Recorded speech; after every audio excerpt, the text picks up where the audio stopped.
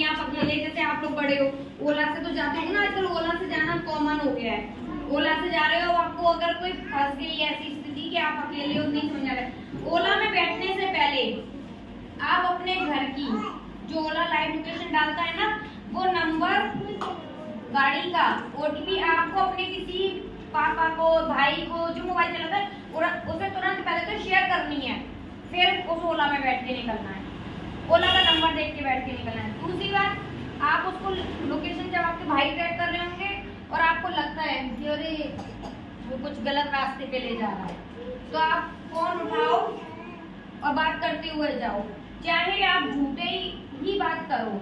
Phone उठा के, अरे हाँ अच्छा पापा, अरे क्या थाने में ही हो आप, अभी तक घर नहीं पहुंचे? मैं घर पहुंचने वाली हूँ।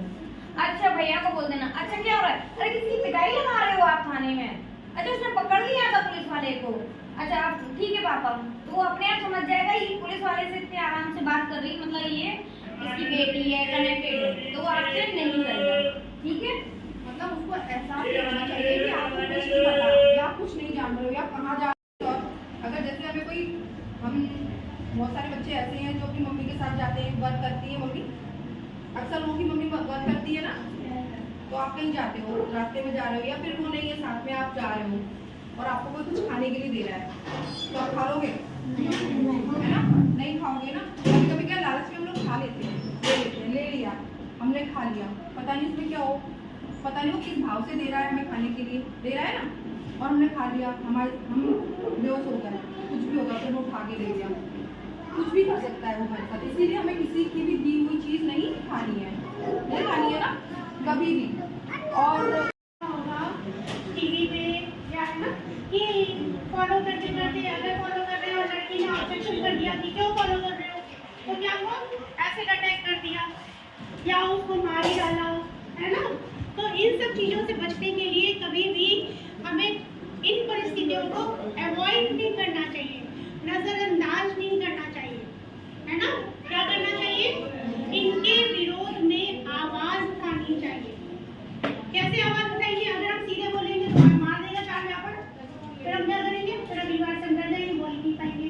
तो ऐसे आवाज़ नहीं उठाना है कि बिना दिमाग लगाए और हमने आक्रमण कर दिया, ऐसे नहीं करना। कैसे करना है, दिमाग लगा, है ना, हम सामने भी नहीं आए और हमारा काम भी हो जाए। तो वो कैसे होगा, हमें पुलिस की हेल्प लेनी पड़ेगी, क्योंकि घर वाले भी नहीं सुनते ना, घर वाले इतने फ्री होते कि हम जहाँ जा रहे हैं हमारे पीछे पीछे हो जाएंगे, नहीं होते ना। तो इसमें हमें police helpline number, child helpline number का यूज करना चाहिए, जो फ्री ऑफ कॉस्ट है, 1098। ठीक है, ये नंबर हमेशा याद रखना, 1098। इस नंबर से क्या होता है, आप जहाँ से कॉल करेंगे उनको GPS के द्वारा आपकी लोकेशन पता चल जाएगी और आपका नाम सीक्रेट रखा जाएगा, आपकी प्रॉब्लम सीक्रेट रखी जाएगी, बस की बस सॉल्यूशन निकाला जाएगा। ठीक है, तो इसमें आपको डरने की बिल्कुल भी जरूरत नहीं है, आपको सिर्फ नंबर घुमाना है। क्या नंबर घुमाना है, 1098, है ना। और एक नंबर और गवर्नमेंट ने बनाया है 1090, ये है वुमेन हेल्पलाइन नंबर। क्या नंबर है, 1090, है ना, ये वुमेन हेल्पलाइन नंबर। पहले तो हमें अपना गेट बंद करना चाहिए, अगर हमें अंदर बाई चांस जाना पड़ता है उसको रोक कर, तो हमें अपना गेट बंद करना चाहिए।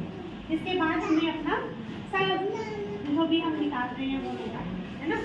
और बाई चांस मान लीजिए आपने गलती कर दी है, लापरवाही हो गई और वो सेकंड टाइम आता है तो आपको फॉलो करके अंदर घुस जाता है, फिर क्या करेंगे आप? तब तो आप परेशान हो जाएंगे कि अभी आप क्या करें, हमें तो बना आ गई है ना।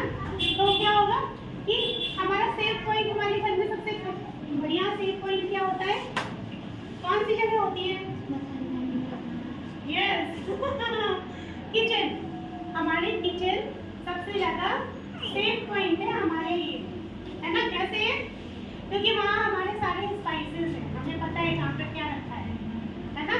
अगर ऐसा कुछ होता है तो लाल मिर्च का डिब्बा खोलो, उसके मुंह में उड़ा दो, या ऑयल खोल दो, थोड़ा सा फैला दो, वो भागने नहीं पाए, है ना। ऐसे बहुत सारे सेफ्टी पॉइंट हैं हमारे किचन में कि हम उसको यूज़ कर सकते हैं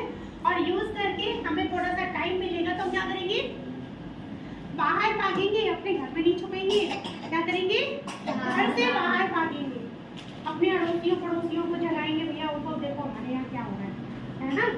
तो इससे हम बच सकते हैं।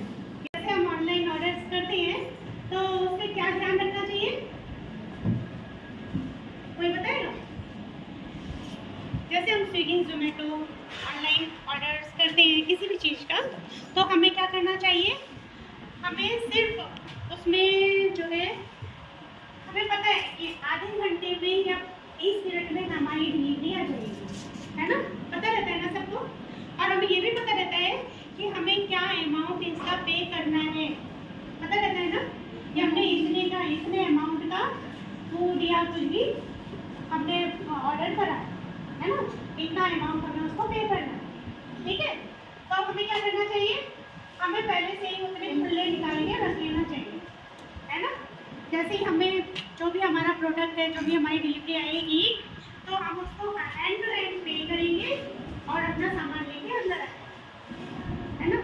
बहुत से केसेस में क्या होता है कि हमने तो 250 रुपये का जैसे हमने ऑर्डर किया, हमारे पास 500 का नोट है भाई, अब हम क्या करेंगे, हम क्या ये सोचते हैं, अरे यार कौन दिमाग मारे इतना कि कहाँ 50 रुपये रखे, कहाँ 100 रुपये रखे, 500 रुपये देके हम 250 रुपये से ले लेंगे।